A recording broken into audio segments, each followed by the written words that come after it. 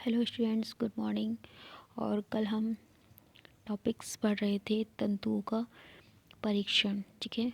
और हमने जो तंतुओं का परीक्षण से पढ़ा था, जिसमें कि आपका एक नॉन टेक्निकल टेस्ट था और आपका सेकंड टेस्ट जो था वो था टेक्निकल्स, ठीक है। जिसमें कि हमने कल जो है फीलिंग टेस्ट पढ़ा, विजुअल टेस्ट पढ़ा और आज हम वर्निंग टेस्ट पढ़ेंगे, यानी कि दहन परीक्षण, ठीक है। तो आइएगा हम देखते हैं। कल हमने देखो हाथों से छू कर यानी कि फीलिंग टेस्ट के बारे में मालूम किया था और देखने के द्वारा परीक्षण किया था यानी कि विजुअल टेस्ट। और आज हम पढ़ेंगे दहन परीक्षण, ठीक है। जिसमें कि फर्स्ट नंबर पे आता है कॉटन, ठीक है। दहन परीक्षण से आप समझ रहे होंगे जैसे कि कोई भी वस्त्र है और जो तंतु को जलाकर किया जाता है, ठीक है। कोई भी वस्त्र हो या कोई भी तंतु हो, चाहे वो वानस्पतिक हो चाहे वो मानविकृत तंतु हो, ठीक है। उसको जलाकर उस तंतु को हाथों से लेकर और सावधानी पूर्वक जलाकर उसका टेस्ट हम सब कर सकते हैं, ठीक है। यदि ताने और बाने के धागे अलग अलग हों तो उन ताने वाले धागे को अलग और बाने वाले धागे को अलग जलाकर टेस्ट किया जाता है, ठीक है। तो इसमें हम सबसे फर्स्ट नंबर पे पढ़ते हैं कॉटन यानी कि कपास, ठीक है। तो वो जो कॉटन है वह शीघ्रता से जल जाता है, ठीक है। शीघ्रता से जल जाता है और इसका जो रंग होता है, यानी कि जब कॉटन का जब तंतु जलता है वह पीले रंग की पीले रंग की लो उसमें से निकलती है, ठीक है। और जो कॉटन होता है वो कैसी गंध उसमें निकलती है, जैसे कि जब वो तंतु है, कपास का जो तंतु होता है वो जब आग में जलता है तो जलने पर जो गंध होती है वह कागज़ के समान होती है, ठीक है। कागज़ के समान, ठीक। एंड नेक्स्ट हम देखते हैं सिल्क यानी कि रेशम, ठीक है। यानी कि रेशम। तो रेशम जब जलता है, रेशम को जलाने पर उनमें जब हम रेशम को जलाते हैं तो उसमें बालों के जलने के समान गंध आती है। बालों के जलने के समान आपसे क्वेश्चन पूछ लिया जाता है कि जब सिल्क का तंतु अगर जलाया जाता है तो उसमें किस तरह की गंध आती है, तो आपका आंसर रहेगा बालों के जलने के समान उसमें गंध आती है, ठीक है।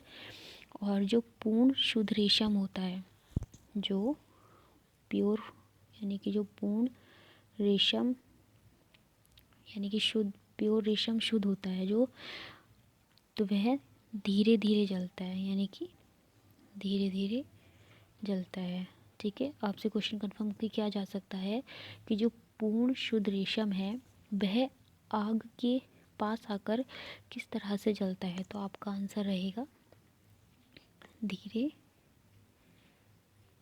धीरे, ठीक है। धीरे धीरे। और यदि उसको आग की लो से हटा दिया जाए तो वह जलना बंद हो जाता है, ठीक है। तो आपसे क्वेश्चन कंफर्म किया जा सकता है कि वह कौन सा तंतु है जो आग की लो से हटा दिया जाए तो वह जलना बंद कर देता है, तो आपका आंसर रहेगा रेशम, ठीक है। और इसके विपरीत अगर स्वच्छ रेशम हवा में शीघ्र जल जाता है और जो रेशम की रेशम की जो रेशम की जो राख होती है वह कैसी होती है, खुरदरी खुरदरी गोल तथा चमकीले दानों के समान, ठीक है। तो कैसी होती है राख, रेशम की जो राख होती है वह खुरदरी गोल तथा चमकीले दानों के समान दिखाई देती है। और जो राख होती है वह राख का जो रंग होता है वह राख का रंग काला होता है। ठीक है, राख का रंग काला होता है। ठीक है, इसकी राख को आप हाथों से कुचल सकते हैं। जो भारी रेशम होता है स्वच्छ रेशम की अपेक्षा धीरे धीरे जलता है और चिकने पदार्थों के रूप में परिवर्तित हो जाता है तथा जो रेशम है वह गरम लाल हो जाता है। ठीक है, गरम लाल हो जाता है। छूने पर यह अवशिष्ट पदार्थों के रूप में गिर जाता है। ठीक है, अब हमारा थर्ड है वूल यानी कि ऊन। ऊन जो है, आपको पता है कि ऊन जो है वो प्रोटीन की मात्रा पाई जाती है। ठीक है, ऊन में प्रोटीन की मात्रा पाई जाती है। यदि इसको जलाया जाए तो इसमें पंखों के समान, क्या है, पंखों के समान जलने की गंध आती है। ठीक है, पंखों के समान जलने की गंध आती है। और ऊन में सल्फर मिली होने के कारण, यानी कि ऊन में सल्फर मिली होने के कारण इसकी गंध जो होती है वह बहुत तेज होती है। ठीक है, जो इसमें गंध होती है वह बहुत तेज होती है। और इसकी राख जो होती है, यानी कि जब ऊन है उसको जब जलाते हैं तो उसकी जो राख होती है वह गोल, कठोर व माला के दानों की तरह, माला के दानों की तरह, ठीक है, होती है और इसे हाथों से मला जा सकता है। ठीक है, फोर्थ नंबर है आपका लिनन। ठीक है, तो लिनन जो है वह आग के पास आकर शीघ्रता से जल जाता है और इसको जलाने पर पंख के समान जलने की गंध आती है। और इसकी राख जो होती है, लिनन की जो राख होती है वह गोल, हल्की और खुरदरी। ठीक है, तो आपसे कंफर्म किया जा सकता है कि जो लिनन है वह, लिनन का जो तंतु है वह जब जलता है तो उसकी राख किस तरह की होती है। तो आपका आंसर रहेगा गोल, हल्की और खुरदरी होती है। ठीक है, और अब आपका है रेयॉन। तो रेयॉन का जो तंतु है, इसमें आप सभी को पता है कि जो रेयॉन का तंतु है इसमें सेल्यूलोज की मात्रा पाई जाती है। किस चीज़ की? सेल्यूलोज की। इसमें सेल्यूलोज की मात्रा पाई जाती है। इसके तंतु आसानी से जल जाते हैं। ठीक है, और जलते समय इनके जो तंतु होते हैं वह पीले रंग की लौ, ठीक है, पीले रंग की लौ निकलती है तथा पिघल जाता है और काले दानों के रूप में बदल जाता है। ठीक है, जलने पर इसमें कागज तथा रस्सी के जलने की गंध आती है। किसकी गंध आती है? कागज और रस्सी के जलने की गंध आती है। ठीक है, ठंडा होने पर कैसी होती है? भूरे रंग की राख। ठीक है, ठंडा होने पर भूरे रंग की राख के रूप में आप यह देख सकते हैं। ठीक है, और अब हम पढ़ते हैं नायलॉन। नायलॉन, ठीक है, तो नायलॉन का जो तंतु होता है वह रेयॉन के समान लपटों के रूप में नहीं जलते, बल्कि यदि इन्हें जलाया जाए तो यह पिघलकर दानों के रूप में बदल जाते हैं। जलने पर इसमें तेज गंध निकलती है। ठीक है, जलने पर इसमें तेज गंध निकलती है। और हम अब पढ़ते हैं विनियोन। विनियोन जो है यह धीरे धीरे जलता है। ठीक है, विनियोन जो है वह धीरे धीरे जलते हैं और इनकी जो, अगर इन्हें लो से हटाया जाए, यानी कि अगर जो विनियोन है इनको अगर आग की लो से हटाया जाए तो यह बुझ जाते हैं। ठीक है, अगर इनको आग की लो से हटाया जाए तो ये बुझ जाते हैं और इनकी अच्छी सुगंध होती है। तो आपसे क्वेश्चन कंफर्म किया जा सकता है कि वैसा कौन सा तंतु है जिसके जलने पर भी अच्छी सुगंध होती है। तो वह आपका आंसर रहेगा विनियोग। ठीक है, जलकर यह काले रंग की कठोर दानेदार राख में बदल जाते हैं और इनको आप अपने हाथों से अच्छी तरीके से कुचल सकते हैं, यानी कि मसल सकते हैं। ठीक है, और फिर है हमारा पॉलिस्टर। ठीक है, तो पॉलिस्टर जो है, पॉलिस्टर आग की उपस्थिति में ये जलते रहते हैं, लेकिन अगर आग हटा दी जाए तो यह बुझ जाते हैं और इनकी जो राख होती है वह कठोर तथा दानेदार होती है। ठीक, और अब हमारा है नेक्स्ट धातु के तंतु, यानी कि मेटल फाइबर। ठीक है, मेटल फाइबर, ये जो तंतु होते हैं ये अज्वलनशील होते हैं। ठीक है, ये जो तंतु होते हैं यह मेटल फाइबर जो हैं ये अज्वलनशील होते हैं, लेकिन अगर इनको 1500 डिग्री फ़ारेनहाइट 1500 डिग्री फ़ारेनहाइट पर ये पिघलना शुरू हो जाते हैं। ठीक है, तो आपसे क्वेश्चन कंफर्म किया जा सकता है कि वह कौन सा तंतु है, वह कौन सा फाइबर है जो 1500 डिग्री के फ़ारेनहाइट पर आकर के पिघलना शुरू हो जाते हैं। तो आपका आंसर रहेगा मेटल फाइबर, यानी कि धातु के तंतु।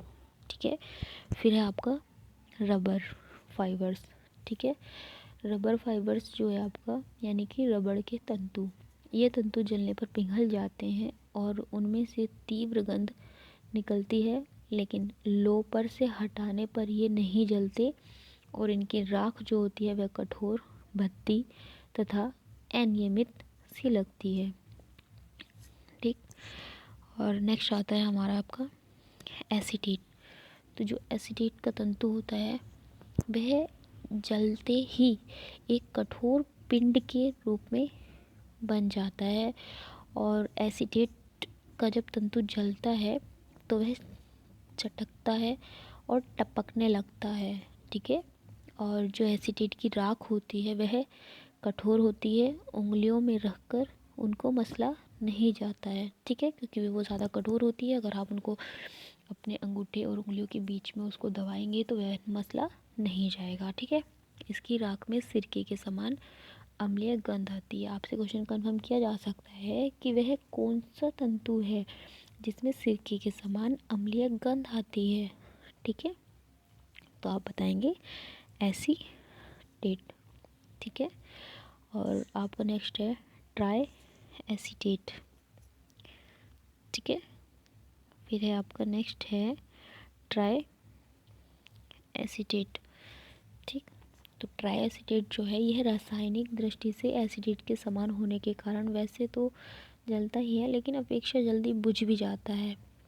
ठीक है, और यह जलने पर टपकता है और इसकी राख जो होती है वह कठोर और मसली नहीं जा सकने वाली होती है। ठीक है, और अब आपका नेक्स्ट है एक्रिलिन। ठीक है, तो एक्रिलिक जो है यह तंतु जो है ये ज्वाला में पिघल जाते हैं, यानी कि जब आग के पास आते हैं तो ये पिघल जाते हैं और पिघलने के बाद वे सिकुड़ जाते हैं। ठीक है, और गल जाते हैं, जो इनका और उसके बाद में काला अनियमित आकार और भूंगर मन के जैसा एक पिंड सा बन जाता है और एक्रिलिक के तंतु के जलने पर इसकी गंध बहुत तेज आती है, जिसमें कि जो राख होती है वह आप अपनी उंगलियों से बहुत अच्छे से मसल सकते हैं। ठीक, नेक्स्ट है आपका स्पेंडेक्स। तो स्पेंडेक्स का जो तंतु होता है वह आग के बिना सिकुड़े ही पिघलने लगता है। ठीक है, ज्वाला में बिना सिकुड़े ही पिघलते हैं, गलते हैं और जलते हैं तथा और इसकी जो भस्म होती है, यानी कि जो राख होती है वह मुलायम, रोएदार और काली होती है। कैसी होती है?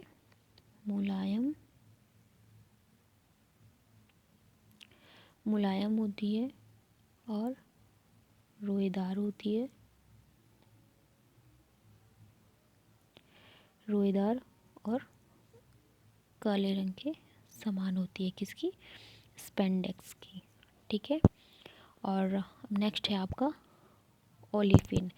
ये ज्वाला से सिकुड़ते हैं, गलते हैं, सिमट जाते हैं, और यह धीरे धीरे पिघलते हैं और जलते हैं, और अंत में एक गोल और कठोर गोल और एक कठोर मनके जैसा पिंड बन जाता है। यानी कि इस टाइप से एक तरीके से इसका पिंड बन जाता है। ठीक है, इस तरीके से इसका एक पिंड बन जाता है जो बहुत ही ज़्यादा कठोर होता है। ठीक है। और नेक्स्ट है आपका सरन। तो जो सरन का तंतु है वह धीमे जलता है। ठीक है, सरन का जो तंतु है वह धीमे जलता है। ठीक है, और जब ये आग के संपर्क में आता है तो पिघलना शुरू हो जाता है। यानी ये पिघलता है, फिर सिकुड़ता है, और सिकुड़ने के बाद यह कठोर हो जाता है। ठीक है, कठोर हो जाता है, और इसका जो आकार है सेम उसी की तरह जो इसका आकार है वह काला पिंड, यानी कि सेम वही चीज़ें इस टाइप से एक पिंड के आकार में, सेम वैसे ही जैसे कि मैंने अभी आपको पहले बना के दिखाया था, सेम इस तरह की पिंड के आकार में रह जाता है। ठीक है, ज्वाला के हटाने पर जलना रुक जाता है, और इसकी जो गंध होती है, यानी कि सरन के जलने पर जो गंध होती है वह पैराफिन के समान होती है। ठीक है, नेक्स्ट है आपका ग्लास यानी कि कांच। ग्लास यानी कि कांच। ठीक है, जो कांच का तंतु है वह जलता नहीं है। ठीक है, जो कांच का तंतु है वह जलता नहीं है। ठीक, लेकिन अगर 1500 डिग्री फ़ारेनहाइट से अधिक तापक्रम पर यह पिघलना शुरू हो जाता है। ठीक है, यानी कि जो आपका ग्लासेस है वह 1500 डिग्री फ़ारेनहाइट के तापक्रम पर अगर इसको ले जाया जाए तो यह पिघलना शुरू हो जाता है। तो देखिएगा, एक तंतु तो आपका कांच हो गया यानी कि ग्लासेस हो गया, जो कि 1500 डिग्री फ़ारेनहाइट पे पिघलना शुरू हो जाता है, और एक है आपका मेटल फाइबर यानी कि मेटल फाइबर और ग्लास, यानी कि धातु के तंतु और कांच, ये दोनों ही ऐसे तंतु हैं जो 1500 डिग्री फ़ारेनहाइट पर आकर के पिघलना शुरू हो जाते हैं। ठीक है, और इसकी कुछ सीमाएं होती हैं कि क्या टाइमिंग है, क्या लिमिट है इसकी, कि आपका कौन सा तंतु कहाँ पे परीक्षण आप कर सकते हैं। ठीक है, तो जो नेक्स्ट है आपका वह है भंजन या तंतु तोड़ यानी कि ब्रेकिंग टेस्ट। यानी कि आप दोनों हाथों से धागे को पकड़कर, दोनों धागों के किनारे पकड़ कर उसको बीच में से जब आप तोड़ते हैं उसको आप भंजन या फिर ब्रेकिंग यानी कि तोड़ परीक्षण कहते हैं। ठीक है, इसमें क्या होता है, इसमें ये एक तकनीक होती है, यानी गैर तकनीक होती है, यानी कि नॉन टेक्निकल टेस्ट होता है, होने के कारण यह विश्वसनीय तो नहीं होता, लेकिन फिर भी आप इसके तंतु की पहचान करने के लिए यह सुविधाजनक विधि होती है। ठीक है, इसमें क्या होता है, इसमें 30 सेंटीमीटर लंबे तंतु होते हैं, तंतु के टुकड़े होते हैं, सूत के टुकड़ों को लिया जाता है। ठीक है, टुकड़ों को लेने के बाद में उस सूत को खोला जाता है। ठीक है, जैसे कि आप सब जानते हैं कि जो धागा होता है वो लगभग 3 से 4 धागों मिलाकर के एक धागा बनता है। ठीक है, उन सूत जो उनके तंतु होते हैं, जो धागे होते हैं, उनको अलग अलग करके खोला जाता है, और जो उनकी बटाई को ध्यान से देखा जाता है, क्योंकि जो उल्टा घुमाकर धीमे धीमे खोला जाता है। जो 2-3 सूत होते हैं उनको धीरे धीरे निकाल लिया जाता है, और एक अकीरा सूत जब तक वह एक सिंगल यार्न यानी कि सिंगल धागा ना बन जाए तब तक उन्हें वह अलग अलग करते रहते हैं। ठीक है। फिर तंतु को जो है वे दोनों हाथों में पकड़कर एक धागे का किनारा अंगूठे के बीच दबा दिया जाता है और दूसरा दूसरे हाथ के अंगूठों के नीचे, अंगूठे और उंगली के नीचे दबा दिया जाता है। और जब उसको बीच में से उसको तोड़ते हैं, ठीक है, तोड़ने पर जो उसके सिरे निकल आएंगे, ठीक है, जो उसकी जब उसको धागे को तोड़ेंगे, एक हाथ, दोनों हाथ में अलग अलग करके एक धागे को पकड़ लेते हैं, लेकिन उसको जब जोड़ दे करके उसको तोड़ा जाता है तो तोड़ने के बाद जब ये सिरे निकल जाते हैं तो इन दोनों सिरों को सावधानी पूर्वक, जो भी दोनों सिरे हैं उन दोनों सिरों को सावधानी पूर्वक मैग्नीफाइंग कांच यानी कि मैग्नीफाइंग ग्लास यानी कि मैग्नीफाइंग कांच के नीचे रख कर परीक्षण करना चाहिए। ठीक है। तो जैसे कि इसमें आपका कपास है, तो कपास के जो तंतु होते हैं उसमें लचक नहीं होती, ठीक है, और वे आसानी से टूट जाते हैं। लेकिन कपास के जब तंतु टूटते हैं तो उनके जो सिरे होते हैं यानी कि जो किनारे होते हैं वह ब्रश के समान, ठीक है, यानी कि बुरुश के समान दिखाई देते हैं। ठीक है। और इसमें जो आपका लिनन है, लिनन का धागा मजबूत होता है। ठीक है। इसे सूत के धागे की अपेक्षा जो उसकी मोटाई का होता है, ठीक है, मोटाई का होता है तो तोड़ने में अधिक शक्ति लगती है। ठीक है। लेकिन इसके सूत के टूटे हुए जो किनारे होते हैं, ठीक है, जब जो लिनन का तंतु होगा जब आप उसे तोड़ देंगे, तोड़ने के बाद जो तंतु का किनारा होगा वह फैले हुए ब्रुश के समान लगते हैं। ठीक है।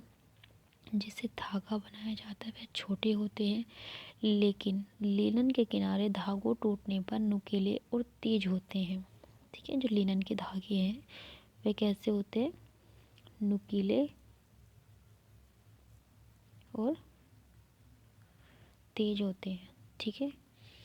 और जिन रेशों से इनका धागा बनाया जाता है वह सूत की तरह छोटे नहीं होते। ठीक है। अब है आपका ऊन। तो जो ऊन है, ऊन के तंतु रोएदार होते हैं और लोच में होता है। ठीक है। लेकिन जब आप ऊन को तोड़ते हैं, जब आप उनको तोड़ते हैं तो वह ऊन का धागा है वो तन जाता है, यानी वो टाइट सा हो जाता है। लेकिन जब वो टूट जाता है तो उसके जो सिरे होते हैं, जो उसके किनारे, जैसे कि ये वाले किनारे होते हैं, वह लहरदार होते हैं। ठीक है। अब है आपका रेशम। रेशम अपेक्षाकृत मजबूत होता है। ठीक है। खींचने पर तन जाता है। ठीक है। और अधिक मजबूत होने के कारण ये तन जाता है, ये झटका देने पर टूट जाता है। और जो रेशम है, रेशम के जो तंतु है अगर उसको झटका दिया जाए, ठीक है, झटका देने पर टूट जाता है। टूटने पर तंतु के जो सिरे होते हैं वे महीन होते हैं, यानी कि कोमल होते हैं और समान व लचकदार दिखाई देते हैं। ठीक है। फिर है आपका रेयॉन। तो जो रेयॉन है आपका वह रेशम की ही तरह मजबूत होता है। यह सूखी स्थिति में आसानी से नहीं टूटता है, जबकि थोड़ा सा अगर ये गीला कर दिया जाए, ठीक है, जो रेयॉन है आपका जब ये सूखा होता है तो ये बहुत ज़्यादा मजबूत होता है, ये नहीं टूट पाता। परंतु अगर इस रेयॉन को गीला कर दिया जाए तो यह बहुत आसानी से टूट जाता है। ठीक है। और आपसे क्वेश्चन कंफर्म किया जा सकता है कि वह कौन सा तंतु है जो अगर सूखा है तो मजबूत होता है, नहीं टूट पाता, परंतु अगर वह गीला हो जाए तो वह आसानी से टूट जाता है। तो आपका आंसर होना चाहिए रेयॉन। ठीक है। और अब आपका है नायलॉन। ठीक है। तो नायलॉन का जो धागा होता है वह सभी तंतुओं से अधिक मजबूत होता है और यदि इसे खींचा जाए तो यह टूटता नहीं है। नायलॉन का धागा टूटता नहीं है बल्कि खिंच जाता है। ठीक है, खिंच जाता है। अब है आपका स्पेंडेक्स। स्पेंडेक्स, जो स्पेंडेक्स का सूत्र होता है वो खींचने पर 700% खिंच जाता है, इसलिए इसमें और रबड़ के तंतु में अंतर करने में कठिनाई होती है। स्पेंडेक्स में, ठीक है, और रबड़ के तंतु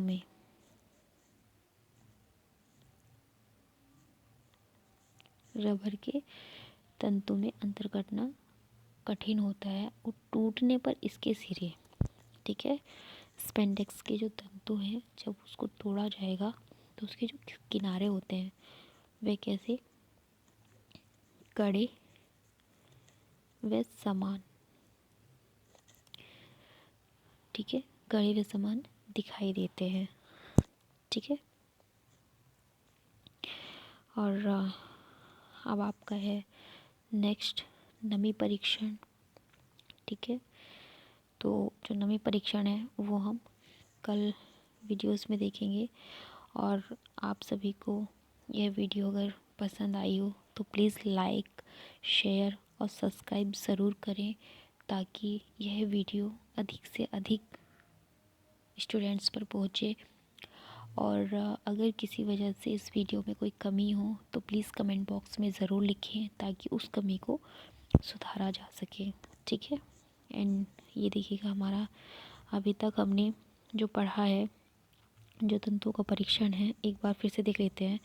नॉन टेक्निकल टेस्ट, ठीक है, नॉन टेक्निकल टेस्ट में फीलिंग टेस्ट होता है, विजुअल टेस्ट होता है, वार्निंग टेस्ट होता है, ब्रेकिंग और मोशनिंग और फाड़ने का परीक्षण, सिलबट, स्याही और लिनन। ठीक है, यहाँ तक कि हमने सिर्फ ब्रेकिंग टेस्ट तक देखा है।